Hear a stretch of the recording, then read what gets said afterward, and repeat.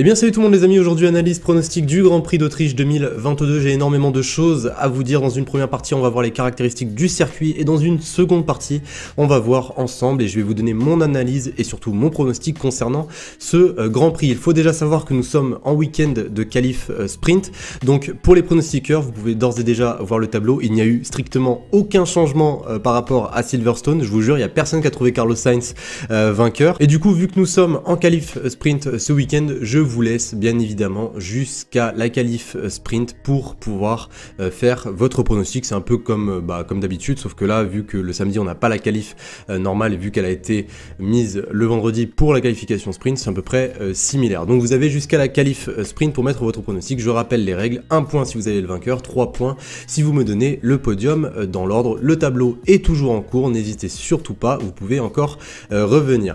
En tout cas les amis, on part directement sur les caractéristiques de ce circuit de Spielberg, un circuit qui représente la maison Red Bull et il faut qu'on en parle. Alors les amis, on est parti maintenant pour les caractéristiques de ce circuit. Petite spécification, j'ai vu que les essais libres 1, je n'ai pas vu la qualification, j'en ai un petit peu fait exprès, je vous le cache pas, puisque j'ai voulu absolument tourner avant la séance pour ne pas être influencé par le résultat vis-à-vis de mon analyse, parce que honnêtement il y a pas mal de choses que j'ai à vous dire et je pense que ces choses là vont énormément jouer sur le résultat ce week-end. Alors déjà par rapport au programme de ce week-end, pour la journée du samedi, les essais libres 2 se dérouleront à 12h30, la qualification sprint à 16h30.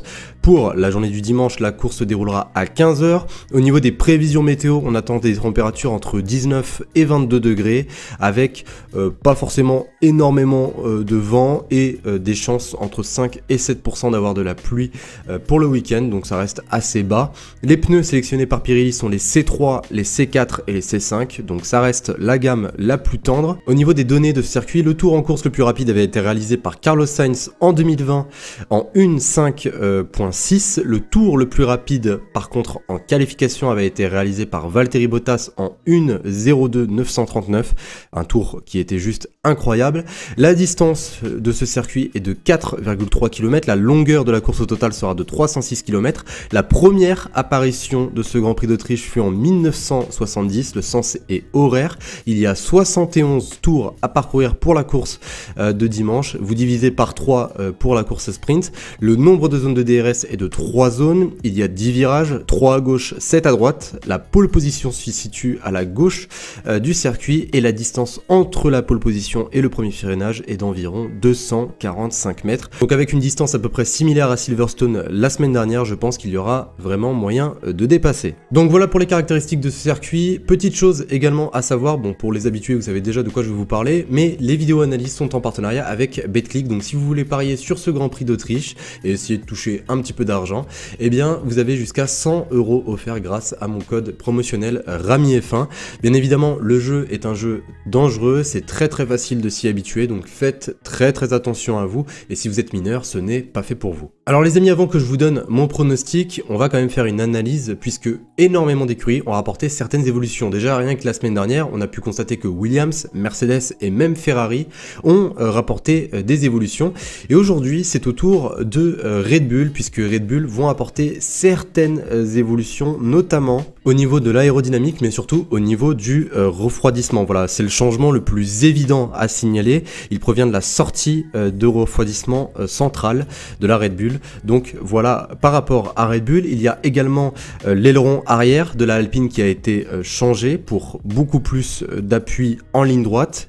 Il faut également savoir que certaines écuries ont apporté des évolutions par rapport au tracé. Voilà, Spielberg étant un tracé en altitude, les composants ne vont pas forcément refroidir de la même manière et même l'aérodynamique de la monoplace ne sera pas forcément le même. Donc voilà, certaines écuries ont essayé d'anticiper ce qu'il pouvait se passer. McLaren également ont changé leur aileron arrière et Williams ont rapporté des suspensions pour être encore dans la continuité de ce qu'ils avaient rapporté à Silverstone. Et dernière chose concernant deux écuries, mais cette fois-ci ça s'est passé pendant les essais libres 1, d'ailleurs vous pouvez d'ores et déjà voir le classement final de cette première séance. Il faut savoir que Valtteri Bottas partira en dernière position lors de la course le dimanche dû à un changement d'unité de puissance et McLaren ont essayé de changer également l'unité de puissance de Lando Norris, mais malheureusement elle a pas forcément tenu. Lando Norris qui s'est littéralement arrêté sur la piste, donc ça a créé un drapeau rouge pendant la première séance. À voir comment ça va se dérouler pour le pilote britannique. Alors les amis, maintenant je vais vous donner mon pronostic. Alors déjà pour le vainqueur, il n'y aura pas de surprise. Généralement j'ai toujours tendance à choisir le choix du cœur. Bon là pour le coup si je choisis le choix du cœur ça va être Max Verstappen. Mais même en choisissant la logique, ça va être encore une fois Max Verstappen. Je ne vois personne d'autre gagner en Autriche. Enfin personne d'autre que Max en fait, littéralement. En fait je vais vous citer 3 arguments et vous allez me dire dans les commentaires si vous êtes d'accord avec moi. Déjà le premier argument c'est l'argument de la monoplace. La monoplace est taillée pour ce tracé, voilà, en termes d'aérodynamique, en termes même d'altitude, Red Bull ont tout prévu pour mettre Max Verstappen dans les meilleures dispositions. Deuxième chose, Max Verstappen à Silverstone, il a terminé à la 7ème position et même il a galéré avec une monoplace qui était très endommagée. D'ailleurs merci à ceux qui m'ont dit que c'était pas une crevaison. Moi j'ai cru à la base que c'était une crevaison vu que j'avais vu des traces de pneus. Bon bref, ça c'est une autre histoire, mais en tout cas merci à vous qui l'ont remarqué, qui me l'ont fait savoir. En tout cas, Max Verstappen il a perdu de gros points à Silverstone, donc là je ne le vois pas forcément finir sur un mauvais résultat, surtout à domicile pour Red Bull. Et troisième chose, Max Verstappen en Autriche depuis quelques années, il est juste exceptionnel. Le seul moment où il a perdu là-bas, c'est quand Mercedes était au top niveau, quand vous vous rappelez avec le système DAS, quand Lewis Hamilton et Valtteri Bottas sous la pluie faisaient des tours, juste on aurait cru des tours sur le sec quoi, littéralement, parce que leur voiture était juste incroyable. Et bien là c'est le seul moment où j'ai pu constater que Max Verstappen était en difficulté et même avec ça il arrivait quand même à rivaliser le jour de la course avec Lewis Hamilton et Valtteri Bottas. Bon généralement c'était avec Valtteri Bottas puisque Lewis Hamilton partait sans souci. Et bien là je vois à peu près le même scénario qu'avec un Lewis Hamilton en fait. Je vois Max Verstappen partir solo, je sais très bien que les Ferrari sont très proches, je sais très bien que les Ferrari ont une voiture très performante, mais honnêtement à voir comment va se passer la qualification sprint. Si la qualification sprint ne se passe pas bien pour Max Verstappen, je pense qu'il y a moyen qu'il ne gagne pas cette course. Mais honnêtement, si elle se passe très bien, même s'il part en 2ème position, on a bien pu le voir à Silverstone, je le trouve juste incroyable par rapport à la vitesse qu'il peut employer sur ce tracé. Même s'il n'a pas la meilleure voiture, généralement, il finit toujours sur le podium. Donc voilà pour Max Verstappen. Et en 2ème position, je vais laisser Charles Leclerc. Voilà, et j'aimerais bien qu'il y ait une bataille entre les deux.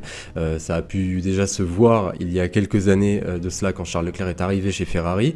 Là pour le coup j'aimerais avoir une bataille notamment sur plusieurs tours si c'est possible et même une bataille au niveau des stands, voir un petit peu comment Ferrari et Red Bull vont s'en sortir. Et en 3ème position je vais rester sur un Sergio Pérez. Voilà, on est chez Red Bull ce week-end, donc Red Bull ils vont devoir aller chercher des gros points. Sergio Pérez est tout courant, donc voilà, Sergio Pérez je pense qu'il va faire le travail. Donc je rappelle mon podium: Max Verstappen 1er, Charles Leclerc 2e et Sergio Pérez 3e.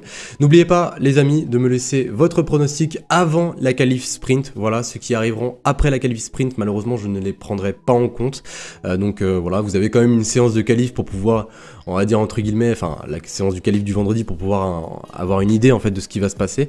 En tout cas les amis, j'espère vraiment que cette vidéo analyse vous aura plu. Si c'est le cas, n'oubliez pas de laisser votre petit like, n'oubliez pas votre pronostic en commentaire. Et sur ce les amis, on se retrouve demain normalement pour une nouvelle vidéo. Salut tout le monde.